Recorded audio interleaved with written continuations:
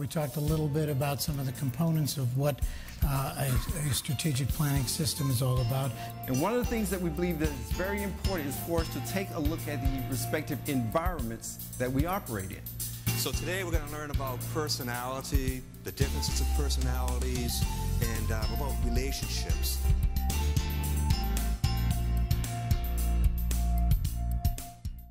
Good morning, everybody. Welcome to the HUD OCIO learning session, our monthly session. I'm Melanie Cohen. I want to welcome all of you who are here in person with us and all of you who are watching us on the internet.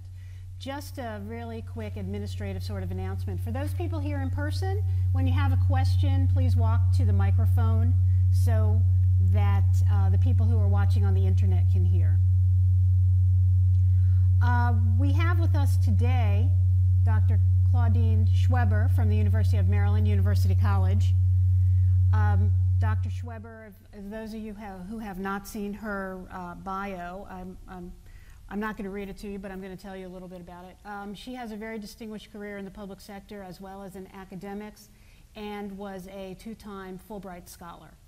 And her most recent research is focusing on really organizational resilience.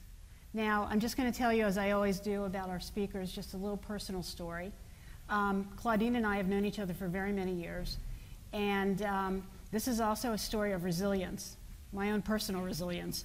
On March 31st, 2006 at 5 o'clock, not that I remember that day or time very clearly, but that was the March 31st, 2006 at 5 o'clock was the exact time that my doctoral defense ended.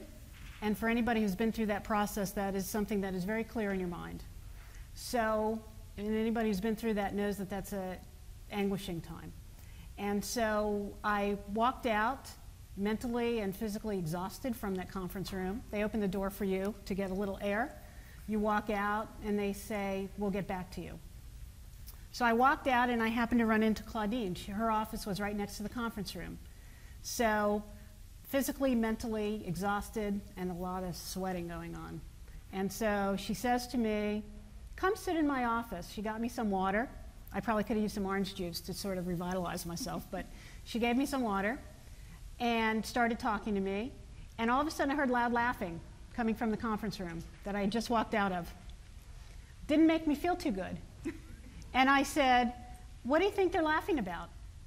And she went through this whole discussion with me about, it's going to be fine, you've been through so much, it's all going to be okay, just relax. And so they made me sit and they wait for an hour through laughing and whatever else was going on in there. And they came out and gave me the good news. And so it's a personal story of resilience and how important, and Claudine will talk about that, how important it is in terms of crisis and not knowing what's going to happen, to have that sort of personal touch, to be able to kind of compensate and make people feel a little bit better about their own value and worth. So with that, I'm going to introduce Dr. Claudine Schweber. Hi, it's a pleasure to be here, and I welcome people who I can physically see at the moment and those who are out there in the cyber world. This is an incredible time. Melanie and I were talking when we decided on this topic many months ago. We did not know there would be a sequester right here. So we didn't plan this, and we don't have anything to do with this. And on the one hand, I thought, gee, it's a shame we can't be talking about it theoretically. But on the other hand, as they say, this has some real meaning now that it may not have had. And this is part of the world that we're living in, where there are crises or disruptions. And so it's an opportune time to talk about what might be done. What I want to make sure is that this is interactive to the extent possible, so the folks that are here, if you have questions, comments, please go ahead. I use this slide just as a quickie because it seems to me that at the moment, this is where people in the federal government are at, which is the House is standing, you're strong, but there's this pressure, this push, that's trying to push you to some other location, some other status. So what we're going to be looking at is how to cope while this push, this pressure is on your house, so to speak. and that the house remains strong, and maybe with any good fortune the tree will actually be cut off and you'll be okay, or it'll be a different kind of house. So I want to just talk first and ask you guys, these are some of the challenges that are now coming up, right?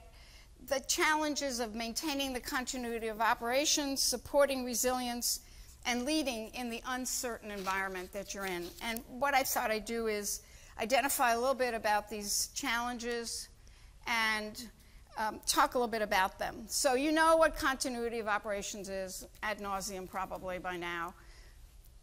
For you all, the real key is to keep the essential functions, you know that, going, because otherwise your many constituents will have something to say about what you're doing or not doing. So tell me a little bit, those of you, the challenges that you are now facing or you anticipate facing.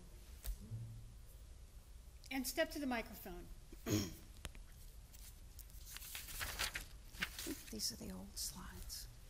So I think one of the challenges, and this certainly just isn't within HUD and so forth, you mentioned sequestration and the financial challenges. I think to a large extent where we're headed is unprecedented. I mean, we've never been down this path before, and to a large extent, I think that influences what you identify as essential functions on that slide. You know, we've always dealt with the political nuances of budgets and so forth over the years, but this year, you know, with furloughs and incredible just across the board cuts that have occurred, I think organizations are reflecting internally as to what we traditionally did in the past as an essential part of the mission has to be cut back in many ways. And so, you know, what does essential mean in this environment? So part of it is the unknown. Absolutely. How do I deal with this unknown present and future? Absolutely. Mm-hmm.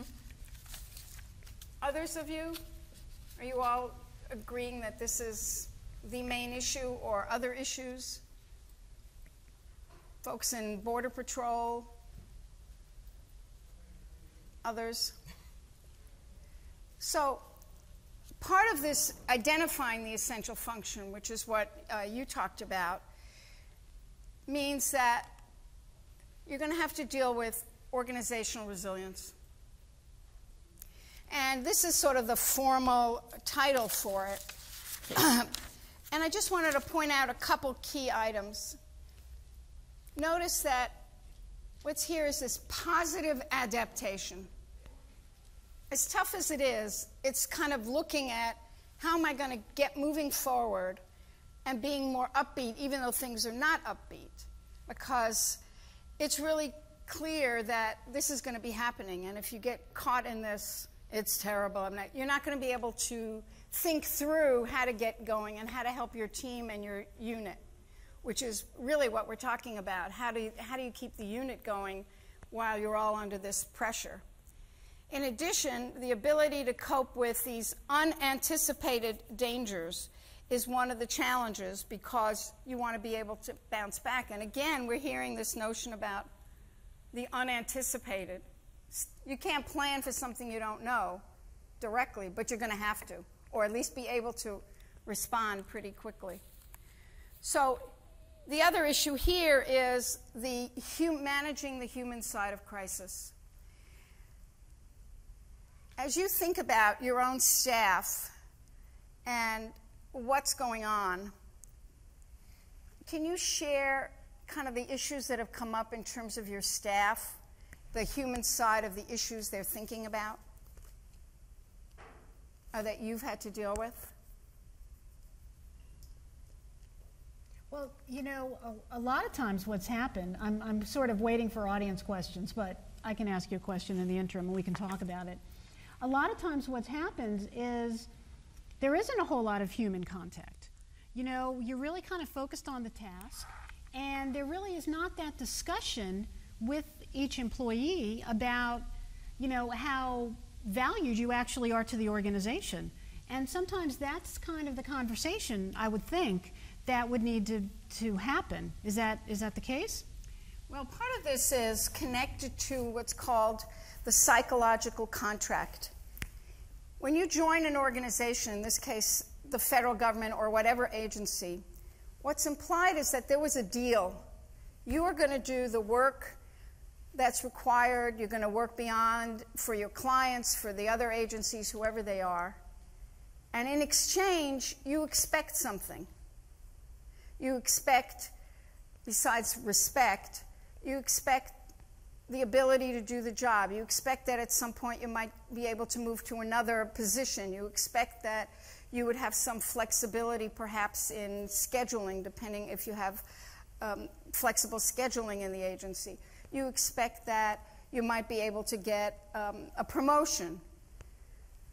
There's some understanding. It's a informal understanding. It's not something anybody wrote down. And part of what could be happening now in the human side is that that contract has been broken. Nobody has actually said, no, we're not keeping to our deal, but that's what's going on. The psychological contract has been broken. So now you're at, how do I cope? How do I help my team cope when this informal agreement has been broken? And I was not part of the agreement to break it either. So keep this psychological contract in mind, because how you deal with that is going to impact how you and your staff work. Do you think there's also some challenges, I think traditionally within organizations, especially the manager-employee relationship, there's always been somewhat of a hesitation to deal with employees at a personal level for some managers. At a personal level, you know, they're relatively skilled dealing with the work environment, if you will. But when you have a human crisis, human side crisis, like agencies are going through now with furloughs, where, you know, especially junior level employees that may be living check to check, all of a sudden have some major issues that they have to deal with. I'm not sure a lot of organizations and a lot of managers are equipped in dealing with that side of it. And that's why the human side becomes so critical, because you may not have had to deal with that before. It wasn't anything. People went, did their work, did the best they could. They cared about their job and the people they were impacting. Well, it is a new world. And part of that, you'll see the cultural dynamics you see of the team then make a difference. And part of that is what I put there about the post-crisis impact, or what might be, I don't know how this will end. Maybe there'll be a new normal, which I'll talk about. But you have to think now, how do I build this team in ways I didn't have to build before to deal with the unexpected that is coming, as well as whenever this is over, whatever it looks like, you know, people remember. Right? They'll put it and say, oh, yeah, when we were under this pressure, here's how it was dealt with. Here's how this person dealt with it. Here's how that person dealt with it. So that long-term and then looking back has an impact on how your team is going to operate later on, because they're going to look back and say, aha, so-and-so did this or that. So there is a new challenge for managers to deal, particularly those who haven't, to deal with the human side, because it will also have, as you said, a family impact, a personal impact. Furloughs affect not only the economy of these people, but sort of your mindset, how they have to rearrange family arrangements, whatever. All of this, because you can talk about an organization, but an organization is made up of people. I mean, it's really the people, not the thing called an organization. And so you have to deal with that. So that's going to be part of the challenge that's coming up. So another challenge is to deal with the leadership. Yes, you have to maintain it, but you have to also deal with the services that you're going to have to provide to all these clients, right? And so far as I've heard, nobody has said you don't have to do certain things. Has that come up yet? Has anybody here said, no, we're told we don't have to do X? Anybody here have something that says we're no longer responsible for something? I see the smiles like, yeah, right. Well, that's what's going to happen is you still have to provide the service, and that means you have to be able to provide communication, which we'll talk about, to the internal and the external constituencies. And one of the things I wanted to point out is two things. One is the issue of trust. You know that word, trust. But that's going to play a big role, whether people will trust each other to carry out now an increased burden. The other challenge for those of you in the federal government, which are here, is you have all these partners, or what they say stakeholders, right? You have the public in a generic. You have the specific clients or people whose services you give. You have the press who have something to say about what you're doing. You have your management. You have legislators. You have Congress, and several others I probably haven't mentioned, right? All of these groups have an input into what you're doing or reflect on what you're doing. This is very different from the private sector, where I guess the biggest and most important stakeholders are the shareholders and people who buy the products. But over here, I used to talk about this as kind of the ghosts if you were at a table. You may just have you and your unit at the table, but you have all these ghosts outside that you have to deal with because they impact how others see what you're doing. So you're going to have to think about, how do I communicate and try to affect the way they see me or I see them, or what I communicate with them. So you have this very expanded partnership with these ghosts, with these units, the stakeholders, that you don't directly deal with. And if something happens, all of a sudden it's in the press. You didn't do X right, or maybe you did something very unique. At the same time, you've got the senior management here, and then you've got the Congress, and then you've got state legislatures, because they're impacted by what's going on here, right? I mean, the kind of funding that goes on or will not go on affects the state legislators. So you have all these partners to have to deal with, and that's a real challenge. And then you've got, in addition, all these government commitments we talked about, right? So far you haven't heard, no, you don't have to do this. So somehow you're going to have to deal with that. So are you prepared? And let's talk about some suggestions for being prepared. I put down 4 major areas. They're all connected. It's not like they're separate boxes, right? Notice at the bottom, and I'll talk a little bit about that at the end, and maybe you could think of some examples. You're going to have to find ways to take a break and have fun. Maybe you think that having fun is like an oxymoron in this time period. But really, you got to give yourself a break from all this in whatever ways. And one of the things we're going to do after we post this is there's going to be a list of online games dealing with resilience and crisis management. And I don't want to encourage anybody to be playing games at work, but maybe at home. There are these fabulous ones, and I'll talk about one of them, that just get you thinking in a different way, you know, kind of cutting a new path in your brain, thinking just something else. So give yourself that, and give your, you know, and encourage your staff to do that on their own. So I want to talk about this notion about action, and then ask you to think about some ways in which you've done this. There are 2 areas that I actually like a lot. One is this, making decisions in unfamiliar contexts. Does that sound familiar? She says.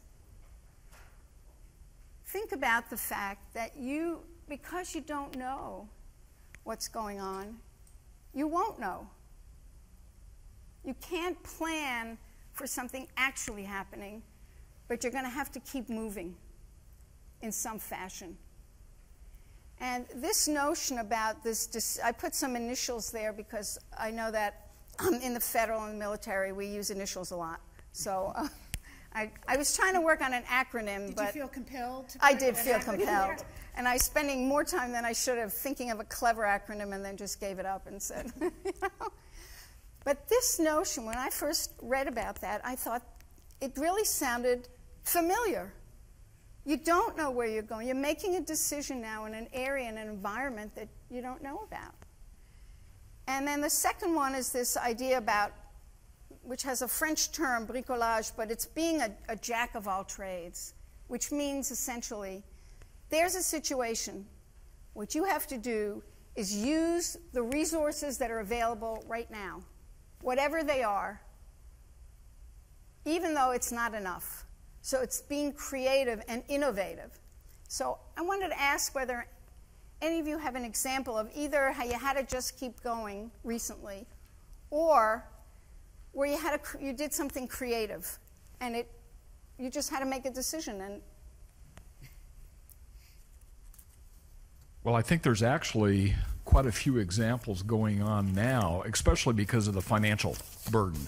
There are examples of a lot of interagency efforts that are underway where probably in the past, if an agency had relatively full funding, they probably would have struck out on their own. Mm-hmm. Now they're forced to come together in partnerships to actually advance, the mission. I know, HUD has several interagency things working with Veterans Administration, and it's driven for that, by that reason. Each of the organizations could not have done it on their own in the current climate. And we also had some things going on with the Department of Education and EPA and so forth. Again, several years ago, we probably would have just, taken that on ourselves, but just could not do it. And so it's kind of interesting, even with financial challenges, sometimes you're forced into doing innovative things, which the reality is we probably should have done that all along because we're much better stewards of the taxpayer, taxpayer's dollar and so forth. But just kind of an interesting dynamic. Mm-hmm. Any other examples that you've all been through or have thought about? The notion of collaboration that now may be something you do in the future is part of what the strategy that you've created, saying, look, I've got to deal with where I am. How can I create something that enables me to move forward? This jack of all trades idea. And it may become something that you're going to keep, because out of this crisis comes an innovation. And there are some who say that that's one of the side unexpected benefits, that you might have some new way of doing something that turns out that you never would have thought of because you just moved forward because you didn't know what the options were, so you moved, and it may turn out to be, a better thing to do. Before you move the slide, Claudine, one of the interesting things, I love this idea of decision-making in unfamiliar context, and I particularly like the acronym of DUC, because sometimes in organizations, a lot of decisions are made, and you don't have all the facts, and you're really not that familiar with the context, but you have to go forward and make a decision. And then I guess the duck part is the part I like the best too. Yeah. So you sort of are ducking out of the way because, because you don't know what the outcome is going to be. Are there a couple of techniques maybe, or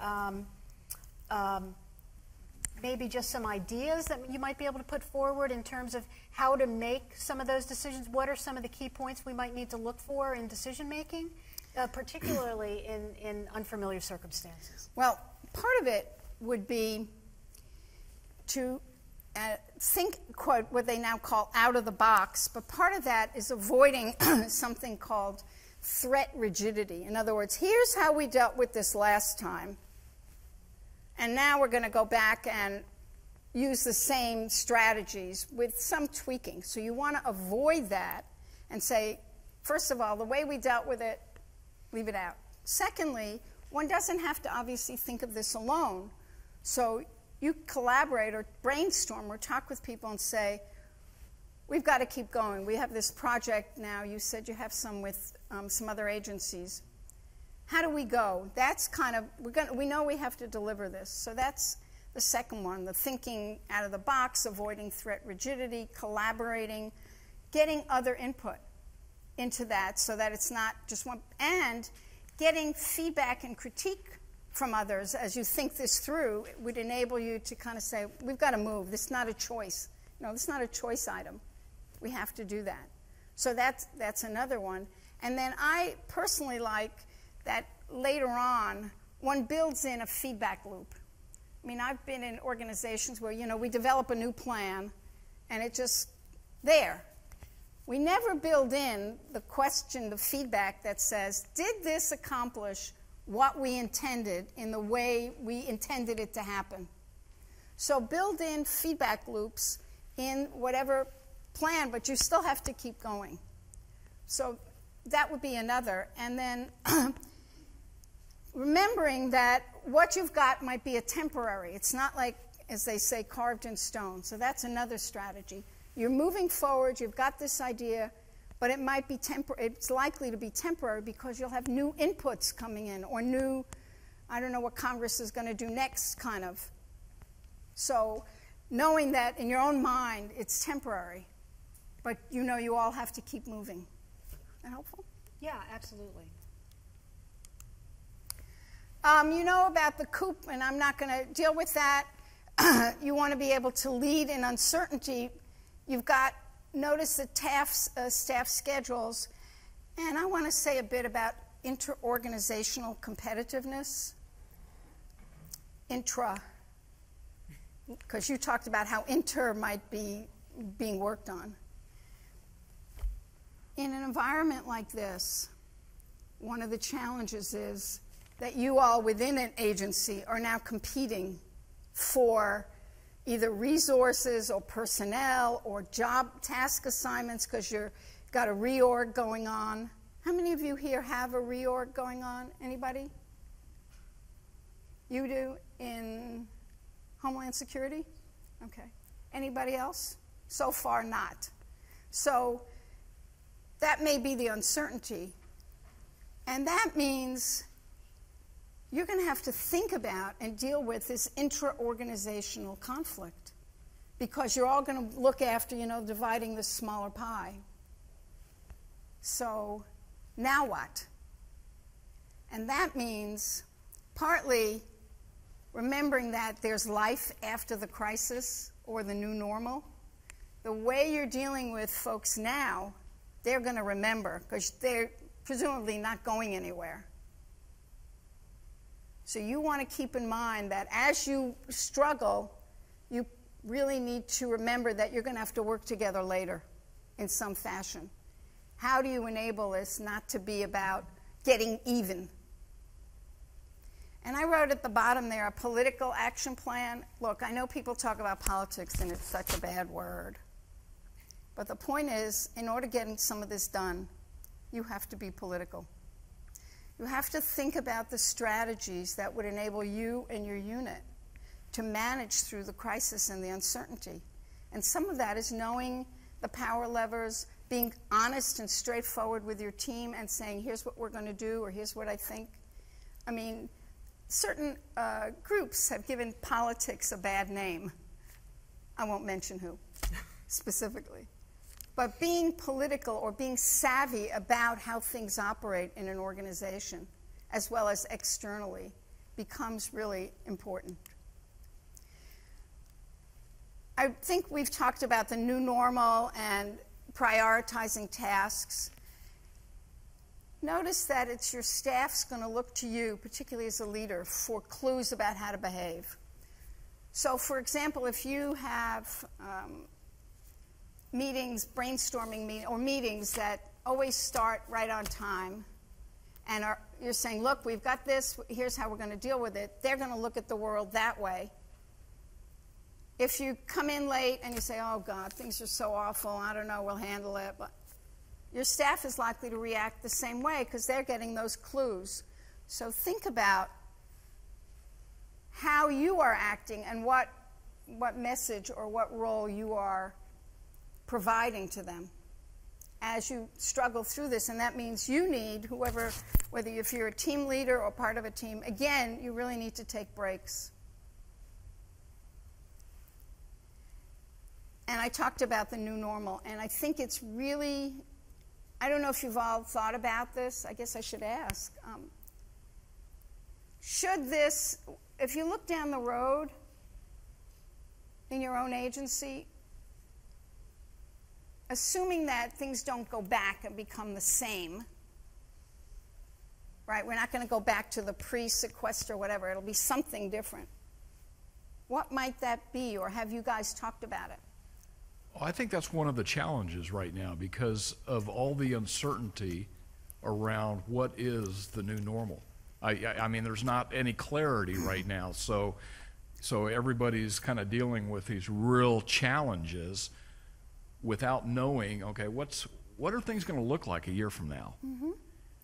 And, you know, it's that uncertainty that I think really puts a lot of strain on leadership in organizations because everybody wants to know, but we really don't have any clear answers right now. So I guess my question is, you know, what do you think are some of the leadership techniques to help kind of bridge, if you will, until we really have clarity around what things are going to look like, you know, a year from now? Mm-hmm. Well, part of it is to begin to think about that and brainstorm what it might look like. In other words, you don't know, and I don't know how much input you all have into it, what it will be. But there may be some way, first to think about what it might be. So that's one. So it's not like, we don't know, we're not going to do it. Just think about it. Don't obsess on it, but think about it. Number two, work on the psychological contract with the staff, who will then be in a new position, and make that more blatant than subtle. If this happens, here's how we have to reorganize responsibilities, for example. And talk about that so that people have a sense that there is a new contract and what their role is and what your role would be. So kind of scenario planning. And third, think about how you might have input into what it may look like. So you gave the example of the interagency collaboration. Well, maybe that's going to be part of the new normal, or you'd like to make sure it's part of the new normal. How can you help make that happen so that you don't go back, or in fact, you may not be able to go back to the new normal, to the old normal? So you want to do some scenario planning, some building up of the psychological contract and making it explicit, some identification of the roles within this new contract, and you want to think, how can I or my unit influence the future direction in a way we might like? For example, I really like collaborating with these other agencies. How do we influence making that happen if we think it's a good thing? So again, you're planning, you're trying to have a voice in what the new normal might be, even at a department level or a unit level. And if you have more than one scenarios, you'll be able to think it through without getting stuck. I mean, this isn't the answer, but if this is, here's how we might kind of readjust roles and give people some sense of, if this, then this, and they might be able to figure out kind of where they'd like to be. And I don't know if staff have talked about, here's what I'd like to do in the new environment. So that's part of the kind of resilience that you need. You know, before you go on to the next thing, Claudine, I think one of the things that you're talking, I mean, I think everything that you just discussed is terrific. I think what needs to be said in addition is that what you're talking about are really difficult conversations. And I think that it's often those really difficult conversations don't happen. Because one, it takes a lot to begin to talk about, you know, this is how things are going to be changing. It's a lot easier to focus on task. And so what happens is people generally do focus on the task and they don't focus really on the sort of that psychological well-being of the employee. So I think a lot of what you bring out is, as you talk about this, resilience is a lot about, you know, how each person adapts to the change.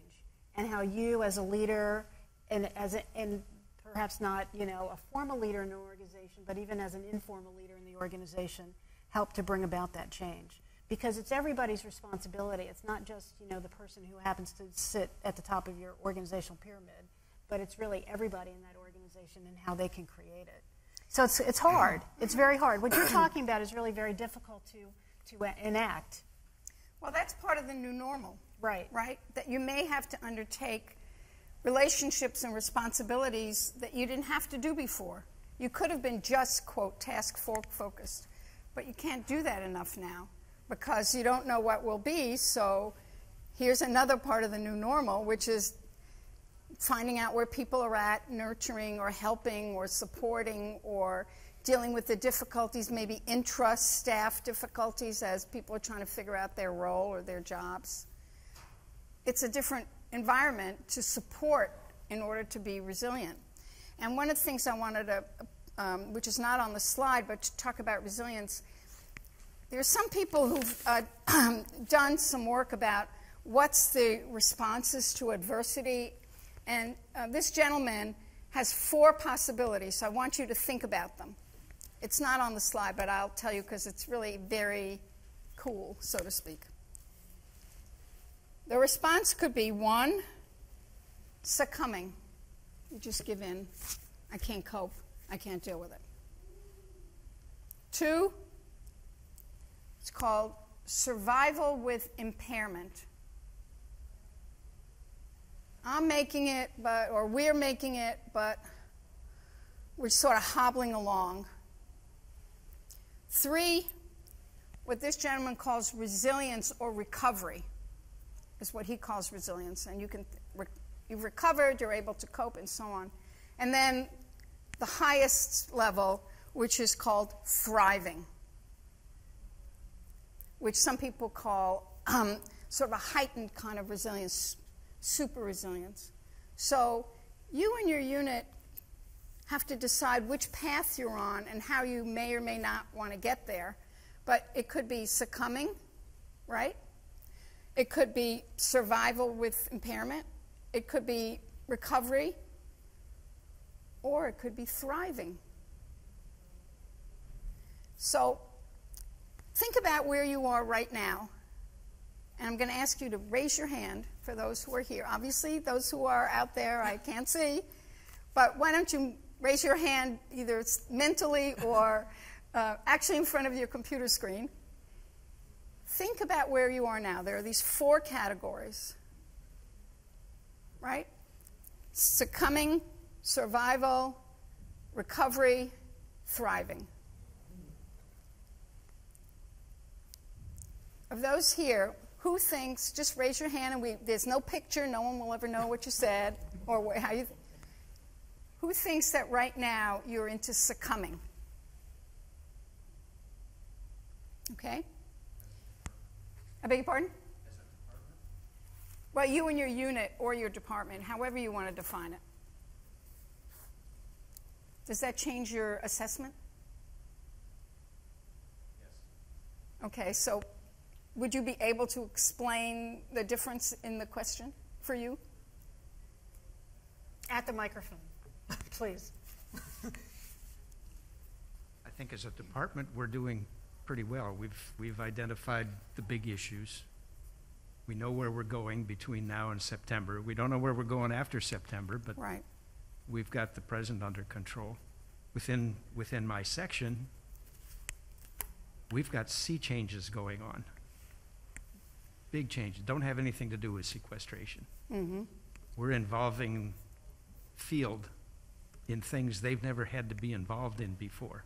Mm-hmm. And I think we need some open communication that I'm not sure we're getting yet. Mm-hmm. Field is hearing, oh, we've got to do these things. Okay, we've got to do them, but how long are we going to have to do them, and why do we have to do them? Mm-hmm. So on your your 4 layers, I'm seeing, where does frustration fit? Mm-hmm. Because that's the issue on the table for most of us. Mm-hmm. How do we get done what it is we need to do? Particularly since you may not know all the things you're going to have to do. Is that right? Right. The process is evolving. Mm-hmm. So there's you, your unit, and your agency. So think of one of those so that's the succumbing. What about surviving, quote, with impairment? You're managing. 1, 2, 3. Wait, one more time. I'm just do a count just for my 1, 2, 3. 1, 2, 3, 4, 5, 6, 7, 8, 9. So every time we ask, another hand goes up. And you can't vote twice. Right. What about recovery? You feel you're resilient, you're managing, things are going well. Anybody here feel they're thriving? I don't like these numbers, Claudine. Right. So most people are at the moment what's called surviving with impairment. You're coping, you're managing. And so part of this goal of resilience is how do you move to recovery and even thriving? And part of the ability to get there is part personal, your mindset. There's a lot of research that says individual mindset, you know, if you're a more optimistic person. But how do you help your unit and yourself get to survive, really recovery, resilience, and thriving? And it may be the example you gave about this interagency collaboration, for example. Maybe something that is exciting that would later on help you feel like, we've just done this really great new thing, and we want to keep it, or we're going to keep it. So think how you might move yourself to, despite these external forces, right? You don't have a choice of what's going on right now, but maybe there are some ways you can influence things or foster, create the communication.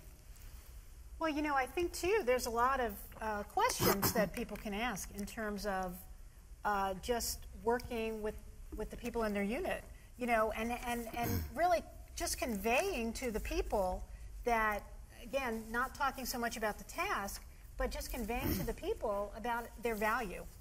You know, again, when you think about it, and you think about it in your own organizations, how often do you really have those kind of conversations where you tell people how much they're valued? You don't have those every day, or many days, really. A lot of days you don't have those kind of conversations. A lot of conversations are focused on getting a task done.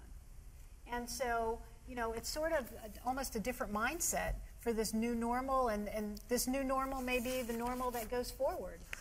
And we don't know because, you know, I mean, I think we sort of have to think that tomorrow is going to be very different than today, and the day after tomorrow is going to be different than tomorrow.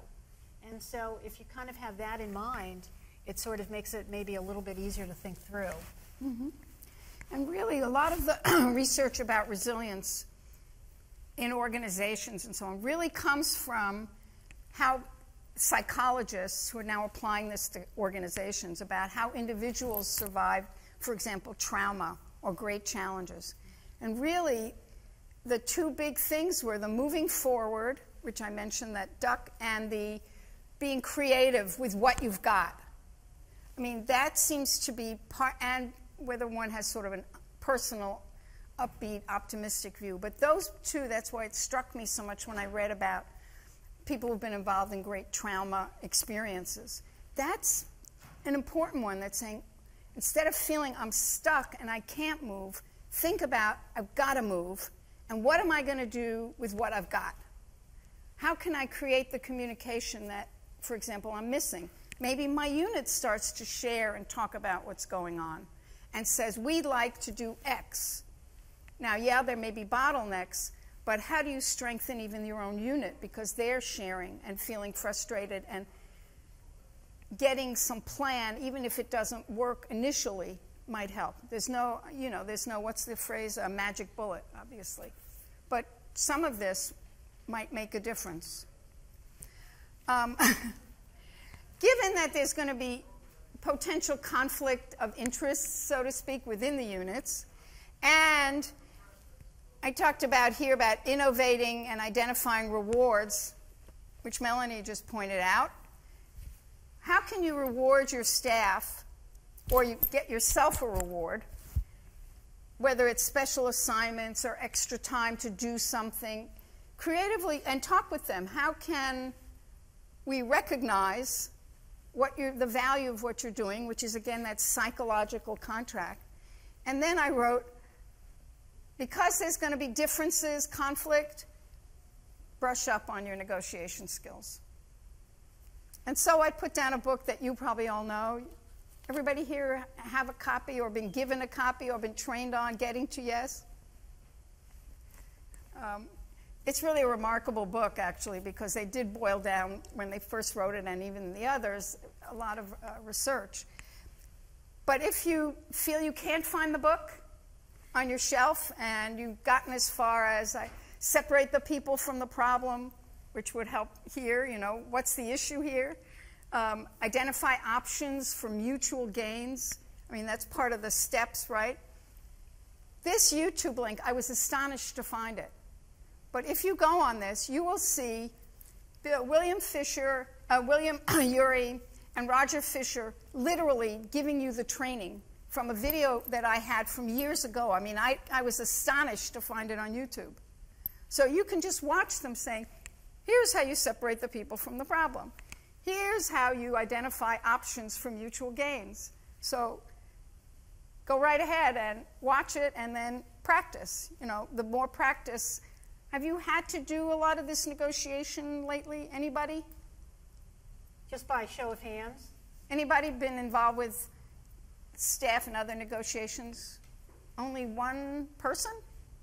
Oh, then you really need practice. It's like the joke, right? How do you get to Carnegie Hall? Practice, practice, practice. So look at this. Look at how they recommend and then try it on some others or work with them as you negotiate some special assignments or rewards. We've talked about this, your own emotions. I suggested that if you want to look about coping, again, having a little sense of humor, you can watch The Office for fun, but not lessons.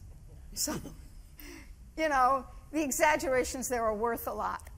And I talked about the threat rigidity. You got to look in a new way. Now, when you're making these decisions, I wanted to point out this System 1, System 2 thinking. Have you heard this buzzwords yet? Anybody heard this? Raise your hand. Jeff, have you read, you've heard it, or you've actually read you read a part of it, or? Thinking fast. I'm sorry? Thinking fast. Right. This is the new book by Daniel Kahneman. I know you don't have time to read this stuff, but if you should have time, students once laughed because I kept saying, when you have time, which of course no one had time. But Daniel Kahneman is a Nobel Prize winner, psychologist who won a prize in economics. And he and his colleague, Adam Tversky, unfortunately Tversky didn't get the Nobel because he was not alive, he had died early and it couldn't be awarded, but they developed this way of thinking about it. You think, how are you doing this? You're thinking, when you make a decision, is it automatic? And it might be. Well, how do I do it? These two people here are, both want to work on this project. How do I figure out who gets to do it? How would you do that?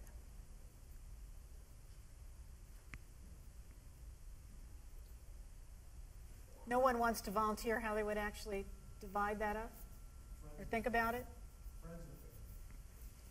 Friends and family is probably not the way to go.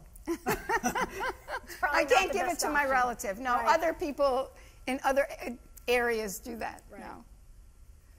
So you might be thinking, how do I evaluate and weigh it and come up with the best? Or there might be something automatic. Your boss says, we are going to do this. We're going to cut this service. For example, I know that the VA, or I've read, I guess it's DOD, pardon me if I've got the agencies incorrect, have just decided to cut veterans tuition benefits.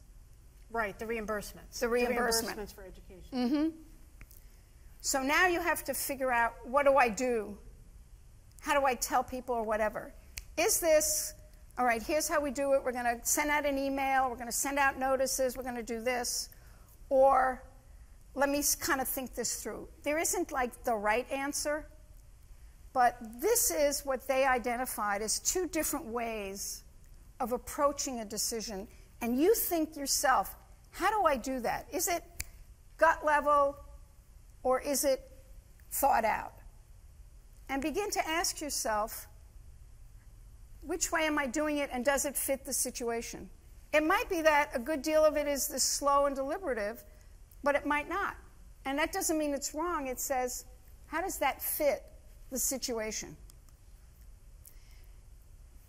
I wanted to just say a couple things about the media and using communication. We have all this media now, so you need to think about the communication system, as was pointed out, and which ones you're going to use, and to update the staff all the time, or frequently, not over. You know, we get enough of information overload, right? One more email about whatever. I mean, you probably all, right? Don't we all? And then if you're on Twitter, and if you're on Facebook, and if you're on whatever else.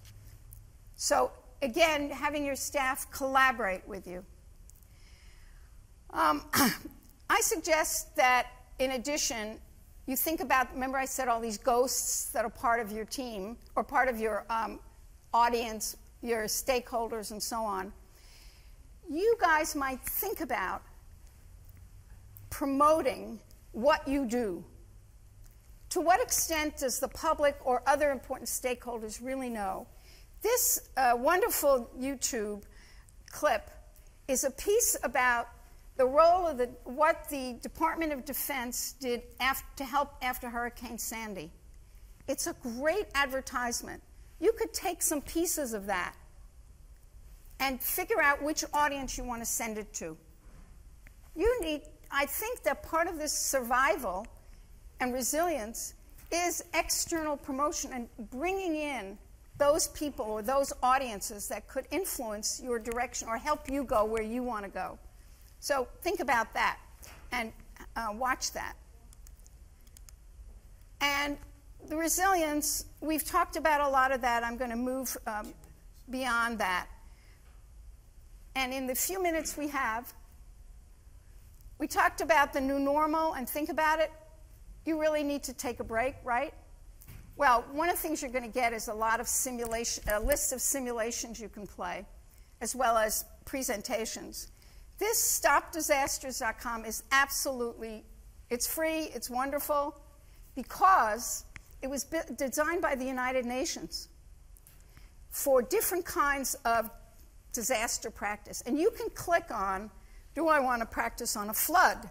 Do I want to practice a hurricane? Do I want to practice volcanoes? Do I want to practice some other natural, oil disaster? Pick what you like, and your brain will be looking at something else and will be thinking about, oh, this is, and then you'll come back and you'll be thinking perhaps about what you need to do, but you've had this really sort of like vacuuming your brain from the stresses that you've been through to just focus on something else. And this was, we're going to put it on a separate sheet, but you'll see there's a whole bunch. Many of them are free. There's all this game stuff. And so I recommend that you pay attention to it and say, I get a break, my team gets a break. You've got to build in this fresh air in your system and in your team system, because being resilient means being able to get new inputs and to say, how do I keep going? How will I bounce back or bounce forward? And what you want to do is bounce forward.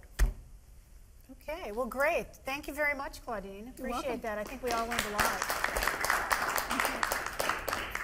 We've got to end a couple minutes early. Let me just tell you that in April, we are going to be hosting Dr. Jody Fry from Texas A&M Central, and he will be talking to us about a new model for leadership for the public sector. So join us for that session. And everyone, I hope you have a great day. Thank you all very much.